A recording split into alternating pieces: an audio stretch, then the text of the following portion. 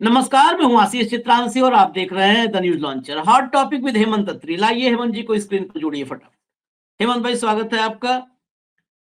प्रियंका गांधी ने आज वंदे मातरम पर चर्चा के दौरान मोदी के वो 56 मिनट के भाषण के बाद जब बोलना शुरू किया, और बोलना नहीं शुरू किया, जब मोदी के पाप गिनवाने शुरू किए, एक के बाद एक, 1 2 3 4 गिनो, होशियार हो जाओ, जब पाप गिनवाने शुरू किए तो किसको परेशान होना चाहिए था? मैं दर्शकों से पूछता हूं, किसको होना चाहिए? अमित शाह के माथे पसीना आवे, राजनाथ सिंह हिलने लगे, निशिकांत दुबे उछलने लगे, भाजपाई जो है बेताब होने लगे, व्याकुल होने लगे। कोई बात नहीं, समझ में आता है। आसन पर बैठे बिरला जी, उनके पसीने छूटने लगे। आप दोनों भाषण में निवेदन करूंगा दर्शकों से। मोदी जी का, हालांकि दर्शक कहते हैं कि सुनना हम नहीं चाहते अब उस आदमी को, लेकिन मोदी जी का भाषण एक बार आप देखिएगा। उसमें ओम बिरला ऐसे सुन रहे हैं जिसे भागवत हो रहा है। ओम बिरला खाली देखिएगा, आसन को देखना चाहिए। वो ऐसे लग रहा है, ऐसे ऐसे लग रहा है कि भागवत हो रही है। अगर बीच में बोल देंगे तो भगवान रुष्ट हो जाएंगे। और जब प्रियंका गांधी ने गिनवाने शुरू किए पाप, तो देखिए, नहीं नहीं नहीं, no no Vande Mataram, no Vande Mataram, सीधा इंटरप्शन शुरू हो गया। उसमें टोका टाकी शुरू कर दी। 28 मिनट बोला प्रियंका गांधी ने, 56 मिनट के जवाब में 28 मिनट, और 28 मिनट में साहेब की पूरी कुंडली खोल दी। कहां राहु है, कहां केतु है, कहां शनि है, कहां शुक्र है, सब खोल दिया। भाजपाइयों की स्थिति बड़ी विचित्र थी। भाजपाई सिर्फ बिलबिला सकते थे और कुछ नहीं कर सकते थे, क्योंकि तथ्यात्मक रूप से, यही तो हम चाहते हैं, देश ये चाहता है कि तथ्यात्मक रूप से आकलन हो, कौन सही बोल रहा है और कौन गलत बोल रहा है। तो तथ्यात्मक रूप से ही आकलन के लिए हम और हेमंत भाई दोनों आए हुए हैं। सबसे पहली क्लिप सुनवाइए, आखिर क्यों बिरला साहब के पसीने छूटे, काहे इंटरप्शन शुरू कर दिया। एप्स्टीन फाइल, वो बेटिंग ऐप पीएमओ वाला, जैसे ही सुने देखिए अभी जरा, भैया प्ले कर दो। उन्होंने दम तोड़ा, फिर भी सुन लीजिए, मेरी एक सलाह ले लीजिए, मेरी एक सलाह ले लीजिए। सर, मैं आपको आपके माध्यम से सलाह दे रहे हैं, हम छोड़ना नहीं। सर, मैं आपके माध्यम से एक सलाह दे देती हूँ। हमारे प्रधानमंत्री महोदय 12 सालों से इस सदन में हैं, मैं मात्र 12 महीनों से हूँ। फिर भी छोटी सी सलाह है। उन्होंने अभी हाल ही में चुनाव था, कुछ महीनों पहले, उन्होंने एक सूची निकाली थी कि विपक्षी दलों ने और विपक्ष के नेताओं ने कितने अपमान किए हैं इनके, और उसमें शायद 90-99 ऐसे उन्होंने अपमानों की सूची बनाई थी। तो मैं उनको एक छोटी सलाह देना चाहती हूँ कि नेहरू जी से जितनी भी शिकायतें हैं, जितनी भी गलतियां उन्होंने की आपके जहन में, जितनी भी गालियां देनी है, जितना भी अपमान करना है, उसकी भी एक सूची बना दीजिए। नहीं, बात खत्म नहीं है। 999 अपमान, 9999 अपमान, सूची बना दीजिए। और फिर हम एक समय निर्धारित करते हैं, जैसे हमने 10 घंटे आज वंदे मातरम पर हमने बहस किया है ना, उस तरह से हम अध्यक्ष महोदय जी से पूछेंगे, एक समय निर्धारित करेंगे, 10 घंटे, 20 घंटे, 40 घंटे, जितने घंटों में आपकी ये शिकायत पूरी हो जाए, माननीय सदस्य, आप शांत हो जाएं और हम बहस कर लेंगे। लेकिन इस सदन का कीमती समय, जिसके लिए हमें यहाँ पे जनता ने भेजा है, जैसे हमें जनता की समस्याओं को हल करने के लिए चर्चा करनी चाहिए, इस्तेमाल करना चाहिए, उसको एसी के लिए इस्तेमाल करिए। उसके बाद जैसे अंग्रेजी में कहते हैं ना, जैसे अंग्रेजी में कहते हैं कि once and for all let's close the chapter, close कर लीजिए। देश सुन लेगा क्या क्या शिकायतें हैं, किसने क्या किया, इंदिरा जी ने क्या किया, राजीव जी ने क्या किया, परिवारवाद क्या होता है, नेहरू जी ने कौन सी गलतियां की, सुना लीजिए, फिर खत्म। उसके बाद बेरोजगारी, महंगाई,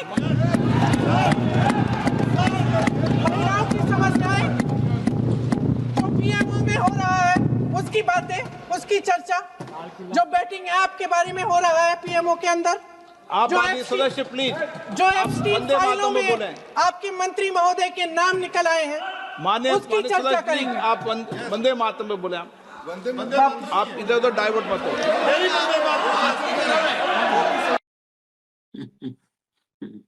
चलिए एक दो और साथ में ले लेते हैं, क्योंकि काफी कुछ है सुनाने के लिए और सब पे चर्चा भी करनी है, तो दो और ले लेते हैं। तो एक एक पार्ट में हमारे साथ आप लोग रहिएगा, एक एक पार्ट में सुनिएगा और समझिएगा। आज इस चर्चा को प्रधानमंत्री जी ने शुरू किया, उन्होंने भाषण दिया और इसको कहने में कोई झिझक नहीं है कि भाषण अच्छा देते हैं, थोड़ा सा लंबा लेकिन भाषण अच्छा देते हैं। सिर्फ एक कमजोरी है, अगर आप इजाजत दें तो मैं बोलूं, एक कमजोरी है। हाँ उसी पे बोल रहे हैं। वंदे मातरम पे बोलो आप। अब सर मैंने तारीफ कर ली, आज थोड़ा आज और विषय वंदे मातरम का है, तो हम वंदे मातरम पर ही रखें, ठीक रहेगा। सर ये वंदे मातरम पे ही है। सर आपने प्रधानमंत्री जी को सुना था, अब तो शुरू नहीं हुए। सर भाषण बहुत अच्छा देते हैं, लेकिन तथ्यों के मामले में कमजोर पड़ जाते हैं, बहुत कमजोर। इसमें भी एक कला होती है कि तथ्यों को किस तरह से जनता के सामने रखा जाए। मैं तो नहीं हूं, जनता की प्रतिनिधि हूं, कलाकार तो नहीं हूं।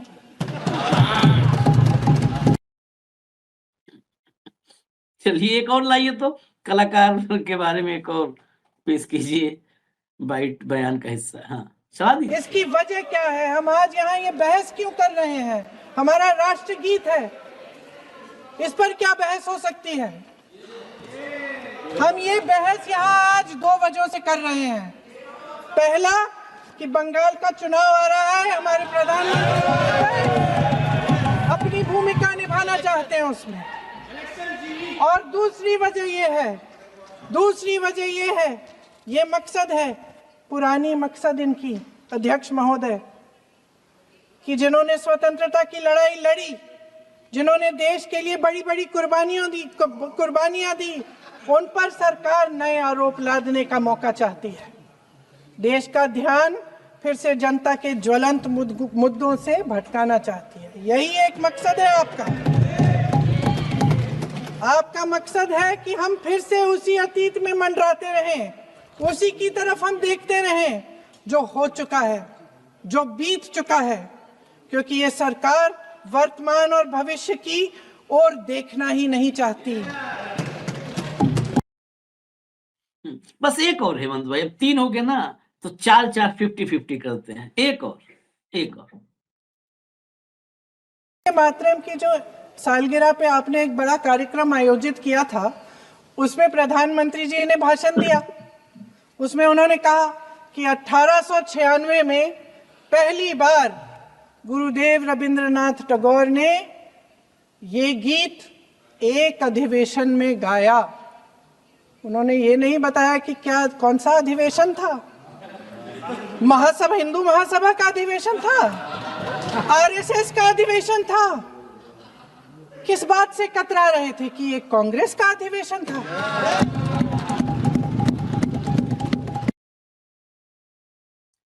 बिल्कुल आखिरी बाइट इसीलिए लिया था, या तो पूरा झूठ होगा या आधा झूठ होगा, मतलब कुल मिलाकर के सच हो ही नहीं सकता, या आधा झूठ या पूरा झूठ। या 1896 में आधा सच नहीं आधा झूठ बोला था। आधा ये सच था कि गुरुदेव ने जो है पहली बार गाया, लेकिन ये नहीं बताया कि उस कांग्रेस महाधिवेशन की अध्यक्षता मुस्लिम कांग्रेस के नेता थे, वो कर रहे थे, और वहां पर इस वंदे मातरम को पहली बार गाया गया था गुरुदेव रविंद्रनाथ ठाकुर द्वारा।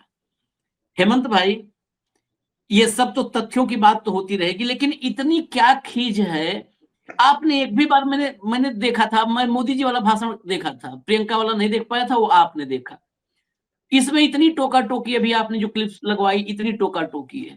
मोदी जी वाले में बिल्कुल ऐसे बैठे थे, ऐसे भागवत।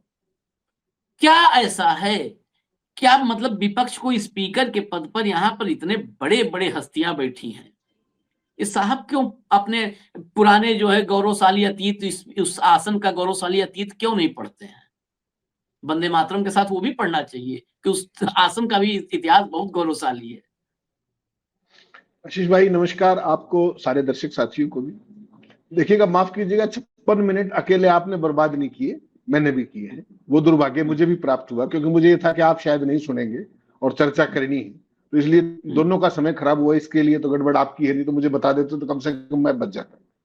तो 56 मिनट उन्होंने बोला और 28 मिनट 36 सेकंड तक प्रियंका गांधी ने उनका जवाब दिया।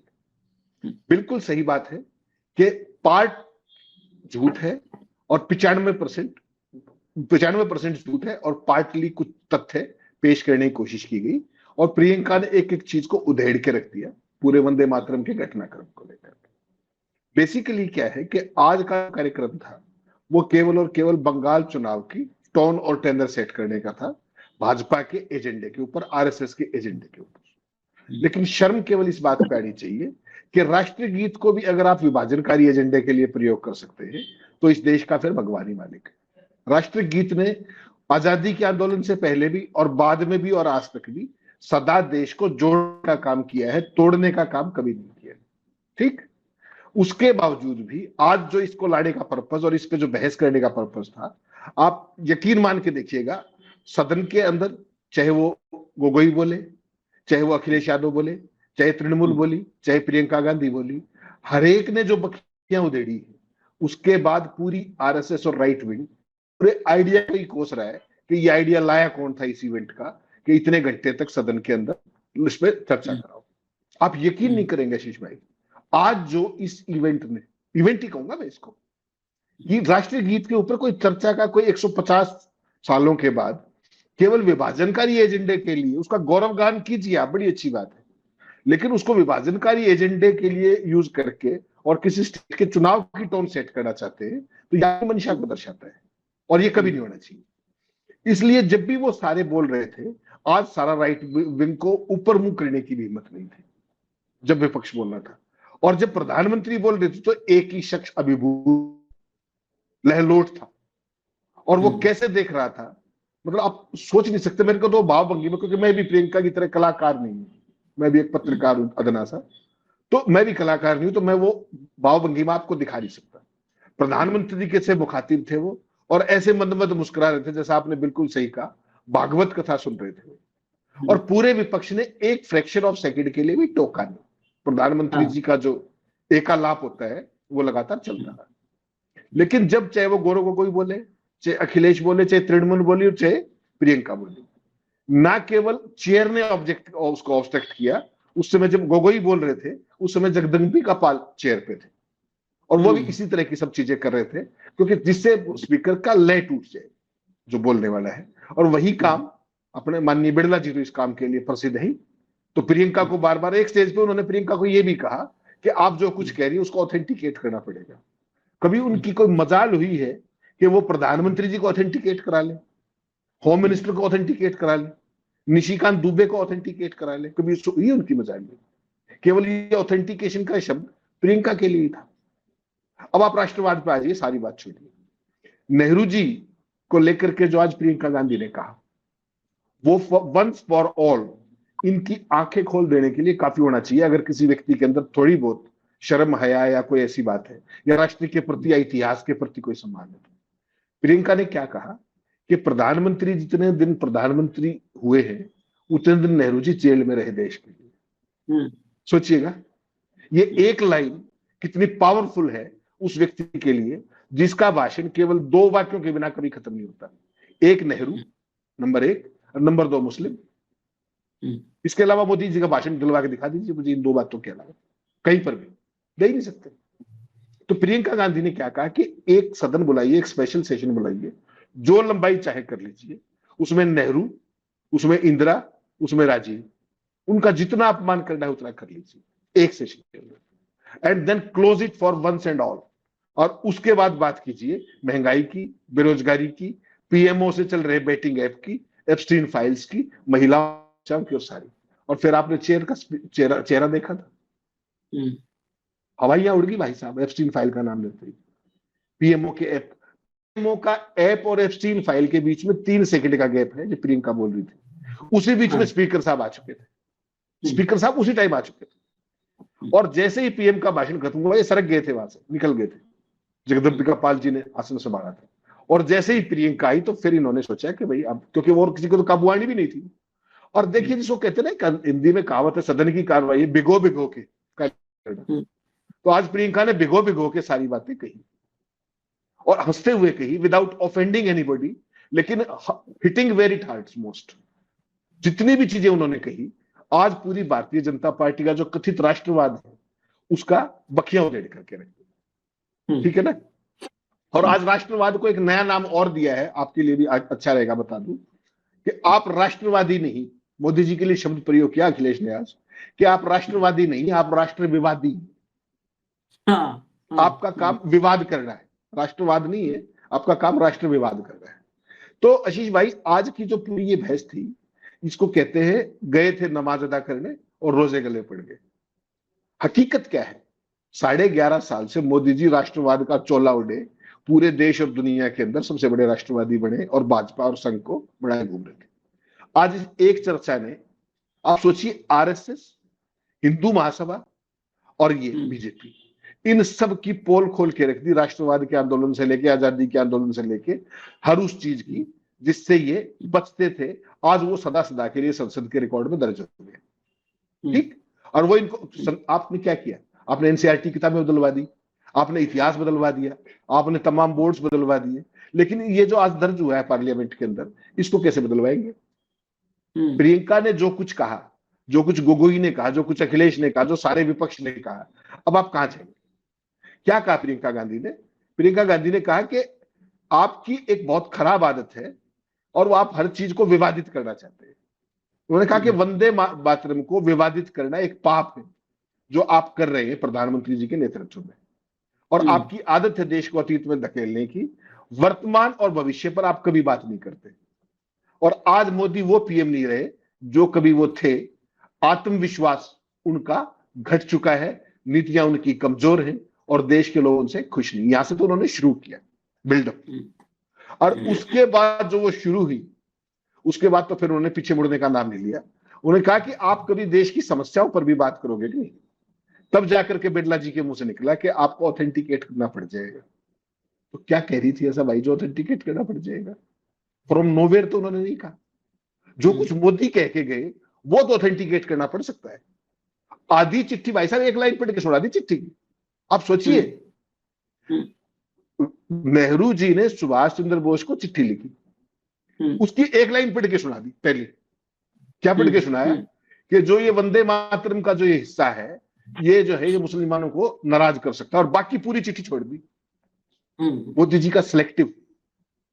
और प्रियंका ने फिर तारीख वाइज बताया कि 17 अक्टूबर को क्या लिखा था सुभाष चंद्र बोस ने, मोदी जी, नेहरू जी ने 20 अक्टूबर 1937 को क्या लिखा, 26 अक्टूबर को गुरुनाथ रविंद्रनाथ टैगोर से मिले, और 28 अक्टूबर डेट वाइज सब कुछ पढ़ के सुना दिया। अब कहां जाएंगे मोदी? अब बिरला जी से मैं कहूंगा कि एक बार मोदी जी से भी ऑथेंटिकेट करा लो वो चिट्ठी, कि आधी चिट्ठी कैसे पढ़ सकते हो आप? लेकिन वो तो कौन पढ़े?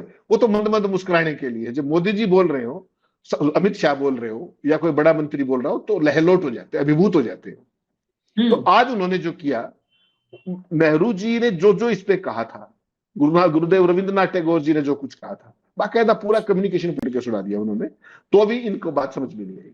और प्रियंका ने फिर जो एक बात और कही, उन्होंने कहा कि राष्ट्रगान भी एक बड़े गीत का हिस्सा है। हमारे तो हर सेशन के अंदर, कांग्रेस का हर महाधिवेशन, उसमें वंदे मातरम वो राष्ट्रगान होता है। बीजेपी और आरएसएस के में कब होता है जरा बता दो। देश को राष्ट्रवाद बताने चले हैं। उससे पहले गोगोई ने रईसई कसर पूरी कर दी। उन्होंने कहा कि आप चर्चा करा रहे हो, आपने तो 52 साल तक तिरंगे का ही वो नहीं किया, आपने तो राष्ट्रीय गीत को भी, उसको भी, राष्ट्रगान को भी अडॉप्ट नहीं किया, आप बात करते हैं।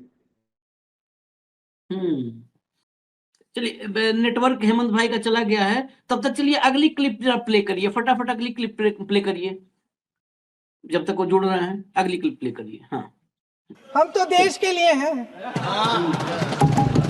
हम देश के लिए हैं। आप चुनाव के लिए, हम देश के लिए हैं। हम जितने भी चुनाव हारे, हम यहाँ बैठे रहेंगे और आपसे लड़ते रहेंगे और आपकी विचारधारा से लड़ते रहेंगे। अपने इस देश के लिए, अपनी इस मिट्टी के लिए लड़ते रहेंगे। आप हमें रोक नहीं सकते। हम देश के लिए हैं, आप चुनाव के लिए हैं। एक लाइन, ये एक लाइन बहुत कुछ कहती है। दरअसल अगर इस एक लाइन की व्याख्या की जाए तो पूरे भाजपा का चरित्र सामने आ जाएगा। मोदी की भाजपा का कंप्लीट चरित्र, पूरा कैरेक्टर सामने आ जाएगा। चुनाव के अलावा कुछ है ही नहीं है। डायरी में जिल्द पे भी चुनाव लिखा है, अंदर के सब पन्नों पर भी चुनाव लिखा है। चलिए अगली क्लिप प्ले करिए। कांग्रेस के हर एक अधिवेशन में 1905 से लेकर आज तक सामूहिक तौर पर वंदे मातरम गाया जाता है। आपके अधिवेशनों में गाया जाता है कि नहीं, ये बताइए। अपने देश की आत्मा के इस महामंत्र को विवादित करके आप एक बहुत बड़ा पाप कर रहे हैं। इस पाप में कांग्रेस पार्टी शामिल नहीं होगी। ये राष्ट्रगीत वंदे मातरम हमेशा से हमें प्यारा है, हमेशा से हमारे लिए पवित्र रहा है और हमेशा के लिए हमारे लिए पवित्र रहेगा। धन्यवाद। चलिए अगला लाइए। ये पाप सारा खुल रहा है, देखिए। जहां तक जवाहरलाल नेहरू जी की बात है, जितनी देर हमारे प्रधानमंत्री, देश के प्रधानमंत्री रहे हैं, 12 साल हो गए हैं, लगभग उतने ही सालों के लिए जवाहरलाल नेहरू जी जेल में रहे। किस लिए? इस देश की आज़ादी के लिए। उसके बाद 17 साल के लिए प्रधानमंत्री रहे। आप बड़ी आलोचना करते हैं इनकी, लेकिन अगर इन्होंने इसरो नहीं बनाया होता तो आज आपका मंगलयान नहीं होता। अगर DRDO नहीं बनाया होता तो तेजस नहीं बनता। अगर IIT और IIM नहीं बनाए होते तो हम आज IT में आगे नहीं होते। अगर एम्स नहीं बनाया होता तो हम कोरोना की जब बड़ी चुनौती का सामना कैसे करते? हाँ,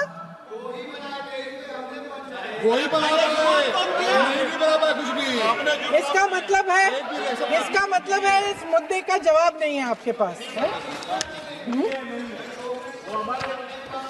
अगर इन्होंने BHEL, गेल, सेल, भाखड़ा नंगल ये सब नहीं बनाया होता जो आप सब बेच रहे हैं, तो ये विकसित भारत कैसे बनता? पंडित जवाहरलाल नेहरू इस देश के लिए जिए। सुन लीजिए, पंडित जवाहरलाल नेहरू इस देश के लिए जिए और देश की सेवा करते करते उन्होंने दम तोड़ा।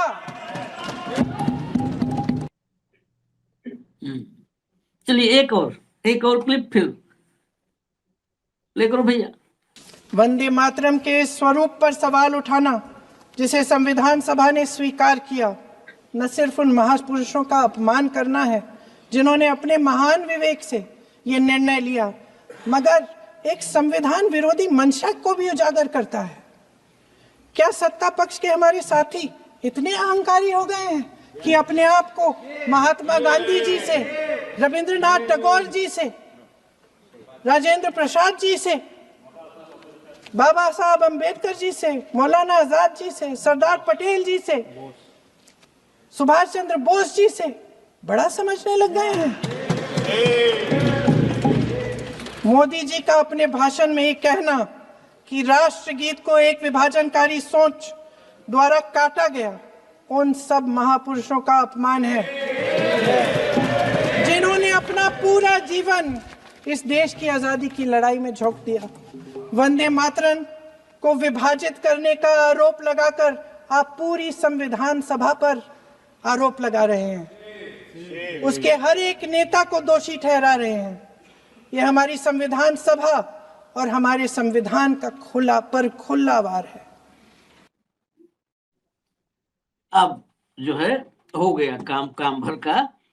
हेमंत भाई, दो पोर्शन बड़ा महत्वपूर्ण मुझे नजर आया इसमें। एक तो संविधान सभा में इस देश के महापुरुष सारे थे, मैं किसी को भी उसमें कमतर नहीं कहता हूं, सभी महापुरुष थे, और उन महापुरुषों ने वंदे मातरम को इस स्वरूप में एक्सेप्ट किया, नेशनल सॉन्ग उसको माना, और जनगण मन के बराबर सम्मान लिखा है, बराबर सम्मान, जो डॉक्टर राजेंद्र प्रसाद ने संविधान सभा के अध्यक्ष के रूप में, इसके लिए प्रस्ताव नहीं लाया गया, कुछ महत्वपूर्ण चीजें जाननी जरूरी हैं। प्रस्ताव लाते तो प्रस्ताव में हो सकता है कोई उसके पक्ष में आता, सीधा जो संविधान सभा के अध्यक्ष थे डॉक्टर राजेंद्र प्रसाद, राजेंद्र बाबू ने वंदे मातरम को के जो है स्वीकारोक्ति को वहां पर ऐलान किया और कहा कि जनगण मन के समकक्ष बराबर सम्मान इसका होगा, बराबर दर्जा, बराबर सम्मान। वो नेशनल एंथम या नेशनल सॉन्ग। तो क्या संविधान सभा में मौजूद सारे महापुरुषों को मोदी जी ने आज एक ही दिन में, वो जानबूझकर या अनजाने में, मुझे तो हर चीज लगता है कि जानबूझकर वो करते हैं, कि सारे महापुरुष नहीं, कोई महापुरुष नहीं था इस देश में, पहली बार महापुरुष आया है यही 2014 में, इसके पहले कोई महापुरुष नहीं। सबके कृतित्व को, सबके व्यक्तित्व को आज खारिज करने की कोशिश की है, अपमानित करके नरेंद्र मोदी ने, मैं ये मानता हूं। उसके साथ एक बात और, बंगाल चुनाव में अपनी भूमिका इसके जरिए दर्ज करवाना चाहते हैं, प्रियंका गांधी ने कहा। मैं इसमें सवाल के साथ ही मेरी टिप्पणी है, ये सवाल ही आप इसको मानिए, अगर बंगाल चुनाव में इसी से दस्तक ये दिए हैं और बंगाल की जनता समझ पाई ना, तो बंगाल में मुंह दिखाना भारी पड़ जाएगा। वंदे मातरम को इस स्वरूप में स्वीकार करने के लिए 37 में जो कमेटी थी, जो जिन लोगों ने विचार किया, उसमें नेताजी सुभाष चंद्र बोस थे, इस देश के प्राइड, गर्व, उसमें गुरुदेव रविंद्रनाथ ठाकुर थे, और उसमें मौलाना आजाद थे, मौलाना आजाद भी थे। आप बंगाल चुनाव में नेताजी सुभाष चंद्र बोस का अपमान करके जाओगे, आप बंगाल चुनाव में गुरुदेव रविंद्रनाथ टैगोर का अपमान करके जाओगे, और दुनिया में दिखाने के लिए दाढ़ी बढ़ा करके रविंद्रनाथ टैगोर का हुलिया धारण करोगे।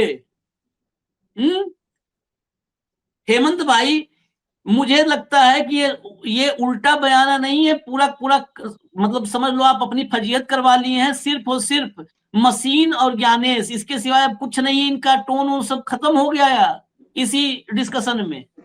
हेमंत जी। आशीष भाई, अगलों को मुद्दों पे चुनाव नहीं लड़ना है, लेट्स बी वेरी क्लियर। उनको चुनाव लड़ना है डेटा मैनिपुलेशन पे, डेटा मैनेजमेंट पे, और ज्ञानेश गुप्ता उनका सबसे बड़ा रेगुलर फुल टाइम एलआई, ठीक। बाकी उनका जो एनडीएलआई वगैरह कुछ नहीं बचा, केवल ज्ञानेश गुप्ता उनका मुख्य एलआई है। उस सारे एजेंडे पे ये काम करते हैं, उसी पे इनको चुनाव लड़ना है। वरना जितने फोपा आज इन्होंने किए, जितनी गलतियां आज इन्होंने की, जिस तरीके से वो अक्षम्य है उसके वहां के हिसाब से, वो कितनी बार उन्होंने अपने किस तरीके से बंकिम चंद्र चटर्जी साहब के नाम बारे में किस तरीके से वो बोले, बंकिम दा, और दा भाई को कहते हैं, और वो जो अपने से जो बड़ा होता है उसको बंकिम बाबू कहा जाता है। कितनी बार बोला उन्होंने, इसमें आज के भाषण में कितनी गलतियां आप गिनते रह जाइए, लेकिन फैक्ट्स पे तो मोदी जी कभी करेक्ट हो ही नहीं सकते ना। सवाल आशीष भाई ये नहीं है, सवाल ये उन्होंने आज संघियों की दुखती रंग छिड़वा दी पूरे देश के अंदर। उन्होंने ये नहीं बताया, मोदी जी ने आज आजादी के आंदोलन के दौरान संघी वंदे मातरम बोलने से क्यों घबराते थे। उन्होंने ये आंकड़े भी नहीं दिए कि वंदे मातरम समय जेल जाने वालों में संघियों की संख्या कितनी थी। ये तो बताया कि बच्चों को भी वो करते थे, दंडित करते थे अंग्रेज, लेकिन संघी क्यों नहीं बोलते थे ये नहीं बताया, और कितने संघी जेल गए ये भी नहीं बताया उन्होंने ये भी नहीं बताया कि आज उनको वंदे मातरम की याद कैसे आ गई। पहले जब 1947 में देश आजाद हुआ, 1950 में जब श्यामा प्रसाद मुखर्जी भी उस मीटिंग के अंदर थे जिसमें इसको राष्ट्रगीत अडॉप्ट किया गया, तब उनको आधे अधूरे की याद क्यों नहीं है। आज मोदी इतने बड़े राष्ट्रभक्त हो गए 75 साल बाद। तो मोदी जी ने ये एक सेल्फ गोल किया है, और इसका मुद्दा समझिए क्या है। ये बहस पूरे वंदे मातरम को एप्रोप्रिएट करने के लिए है, हिंदू नैरेटिव के राष्ट्रवाद को आगे बढ़ाने के लिए। ये ध्यान रखिएगा इस बात का, उसके लिए इस्तेमाल किया जा रहा है इसका। उसका नस्लवादी राष्ट्रवाद अभी भी देश के गले नहीं उतर रहा है, ना बीजेपी का ना आरएसएस का। तो बेसिकली क्या है कि ये लोग पूरे तरीके से एक्सपोज हो चुके हैं और किसी न किसी चीज के पीछे छुपने की कोशिश करते हैं। एक छोटी सी बात कह के अपनी बात खत्म करता हूं। वंदे मातरम की रचना के 150 साल पूरे होने पर लोकसभा में मोदी जी ने यह चर्चा विशेष आयोजित की। जो राजनीतिक जमात आजादी की लड़ाई से दूर रही, संघ परिवार, हिंदू महासभा, सारे के सारे दूर रहे कि नहीं रहे, वो ब्रिटिश हुकूमत के लगातार मददगार रहे, टू दैट एक्सटेंट अंग्रेजों भारत छोड़ो के आंदोलन के दौरान भी चिट्ठी लिख करके, और निरंतर जिन्होंने वंदे मातरम से परहेज बरता, उसी जमात का प्रधान उत्तराधिकारी नरेंद्र मोदी आज इस विशेष चर्चा की शुरुआत कर रहा था सदन के अंदर खड़ा होकर के। उनके मुंह से वंदे मातरम की महिमा का बखान सुनकर अच्छा लगा। शुरू में तो उन्होंने बड़ी बड़ी महान बातें की, और भी अच्छा लगता वो अगर इस मौके पर आधे सच और पूरे झूठ बोलने से बच जाते, उस घटिया मानसिकता से बच जाते जिसकी आरएसएस के लोगों को निरंतर पारंपरिक पूरे 100 साल से एक आदत रही है, उनके सिलेबस का हिस्सा रहा है झूठ बोलने का। लेकिन उन्होंने अपनी आदत के मुताबिक इस मौके को भी पॉलिटिकल कलर दिया। अपने भाषण के उत्तरार्ध में, सेकेंड हाफ के अंदर, अपने संपूर्ण ऐतिहासिक अज्ञान का उदाहरण उन्होंने परिचय दिया, ऐतिहासिक तथ्यों को तोड़ते मरोड़ते हुए अपने जो खुद के पुरखे थे, हिंदू महासभा, आरएसएस के तत्कालीन लोग, उनके ऐतिहासिक पापों पर पर्दा डालकर राष्ट्रवादी बनने की एक फूहड़ कोशिश की। लेकिन माफ कीजिएगा, उस सारे में निकला वही जो अखिलेश यादव ने एक शब्द में कहा था। राष्ट्रवादी बनने चले थे, राष्ट्रविवादी बनकर निकले। आज की कुल बहस का इतना सा मामला है। अब वो क्या तो आरएसएस को कहेंगे, क्या वो संघ की जो सेना है जो सुबह शाम तक राष्ट्रवाद को बिक्री करती है अलग अलग अंदाज के अंदर, आप सोचिए मोदी ने आज संघ के साथ क्या कर डाला। विपक्ष ने धज्जियां उड़ाई, वो तो उड़ती है, रह रहकर तथ्यों पर तो उड़ती है, लेकिन जो राष्ट्रवाद की पोल खुली है, संघ परिवार सीना चौड़ा नहीं कर पाएगा, मुंह छिपाने को मजबूर हो जाएगा। आज के बाद जो वंदे मातरम के मसले पे, जो आजादी के आंदोलन में, जो ऐतिहासिक मसलों को लेकर के, जो ना केवल आरएसएस, ना केवल हिंदू महासभा, बल्कि ओवरऑल पिछले 100 साल के अंदर जो राइट विंग का रोल रहा है इस देश में, चाहे विभाजन को लेकर के कर लीजिए, चाहे आजादी के आंदोलन में कर लीजिए, चाहे आजादी के बाद भी कर लीजिए, वो सारे का सारा आज इतिहास में दर्ज हो गया वंदे भारत के नाम पर, वंदे मातरम के नाम पर। और इस इतिहास को बदलना मोदी और संघ परिवार के लिए आसान नहीं है। जैसे उन्होंने किताबों में इतिहास बदलवा दिया, एनसीईआरटी से बदलवा दिया, यहाँ का इतिहास कैसे बदलवाओगे? संसद में दर्ज हो गया, नई पीढ़ी ने भी देख लिया। चलिए, खैर इजाजत दीजिए आप। लेकिन एक बात, मतलब मैं सबसे निवेदन करूंगा, आज मैं अंधभक्तों से भी गाली खाने की कीमत पर भी निवेदन करूंगा कि आप लोग इतनी चर्चा, 10 घंटे की चर्चा सुन लीजिएगा, उसके बाद एक तथ्य है, इस तथ्य को भी चेक कर लीजिएगा, एक तथ्य सोचिएगा और उसी से सारा राष्ट्रवाद खत्म हो जाएगा। ये सब जो नकाब है, चोला, ये मुखौटा ना, सब उतर जाएगा कि इसके पीछे कितना बड़ा पाखंड है। 1937 में ही मुस्लिम लीग ने वंदे मातरम को अपोज किया। 37 में ही उस अपोज को दरकिनार करके उसमें गुरुदेव के और नेताजी के और मौलाना आजाद के सबके विचारों के हिसाब से उसके जो है दोनों छंद शुरू के ले लिए गए। 37 में विरोध किया मुस्लिम लीग ने। 3 साल बाद जो विरोध किया था मुस्लिम लीग, उसी की सरकार में फजलुल हक मुख्यमंत्री थे और उसी सरकार में इन राष्ट्रवादियों का जो मतलब वो जो है ग्रेट ग्रैंडफादर, जो पितामह आप कह लीजिए, शिखर पुरुष कह लीजिए, श्यामा प्रसाद मुखर्जी, उसी पार्टी के सहयोग से बनी कृषक प्रजा पार्टी से फजलुल हक थे। मुस्लिम लीग ने सरकार बनवाई थी और श्यामा प्रसाद मुखर्जी उसमें मंत्री बन गए। अरे उस चिमटे से नहीं छूना चाहिए था वो सरकार जो तुम्हारे वंदे मातरम को, हमारे वंदे मातरम को, इस देश के वंदे मातरम को जो आदमी जिसको अपोज कर रहा है। लेकिन ना, लोग, बहुत सारे लोग, आज हो सकता है मुझसे बहुत कई बार क्या होता है चर्चाओं में, हेमंत भाई आप शायद सहमत होंगे, आखिर में जरूर मैं एक लाइन पे सहमति असहमति दोनों, जो असहमत है तो वही बोल दीजिए। कई बार क्या होता है, ये भूल चूक हमसे भी हुई है।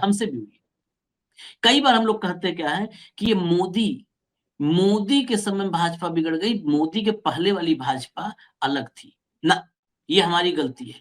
ये शुरू से ऐसे ही थे, इनके लिए आज नहीं, श्यामा प्रसाद के समय से कुर्सी और पद यही इनके लिए प्राथमिक था, बाकी सब सेकेंडरी था। इनके लिए विचारधारा कुछ नहीं है, कोई विचारधारा नहीं। एक के विचारधारा है चुनाव, वो भी जो कहा था चुनाव, एक के विचारधारा है चुनाव, ये चुनाव जीवी है।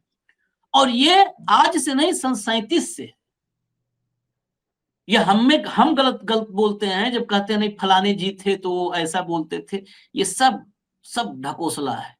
इनके लिए हमेशा कुर्सी प्राथमिकता थी, वो हम लोग कई बार समझ नहीं पाए। हाँ, वो चेहरा जो है ना, जो चेहरा 37 से और 14 तक थोड़ा ढका छिपा था, वो चेहरा अपने विद्रोह रूप में 2014 में सामने आया, बिल्कुल ओपन। जितने चेहरे पर धब्बे थे वो सारे धब्बे खुल के दिखने लगे। यही है और कोई फर्क नहीं है। मैं बस सहमति असहमति की, मैं गलत हूं तो मैं एक्सेप्ट करूंगा कि भाई भाजपा 14 से बदली ना, मैं नहीं मानता। आशीष भाई चुनाव जीतने का नहीं, माफ कीजिएगा, इसको थोड़ा चेंज कर लीजिए। किसी भी कीमत पर सत्ता चाहिए, ताकत चाहिए। सत्ता मेरा, सत्ता इज इंपॉर्टेंट, ताकत इज इंपॉर्टेंट, चुनाव इज नॉट इंपॉर्टेंट। इनको सत्ता चाहिए। किसी भी मुस्लिम लीग के साथ सरकार में थे भैया बंगाल में, आज मुस्लिम लीग को गालियां देते हैं, याद नहीं आपको? मुस्लिम लीग के साथ सरकार में कौन शामिल था? हिंदू महासभा शामिल थी, मना करे कोई? मुस्लिम लीग से पीडीपी तक का सफरनामा आप भाजपा के साथ तय करिए, संघियों के साथ तय करिए, इस इकोसिस्टम के साथ तय करिए। बस इतने सोच लीजिएगा, सब खुल जाएगा। लेकिन जिन्होंने मान लिया है कि मोदी ही प्रथम और मोदी ही अंतिम है, वो हमारे कहने से क्या मानेंगे? हम लोग सामान्य बुद्धि के लोग हैं। धन्यवाद हेमंत भाई, बहुत बहुत धन्यवाद। नमस्कार।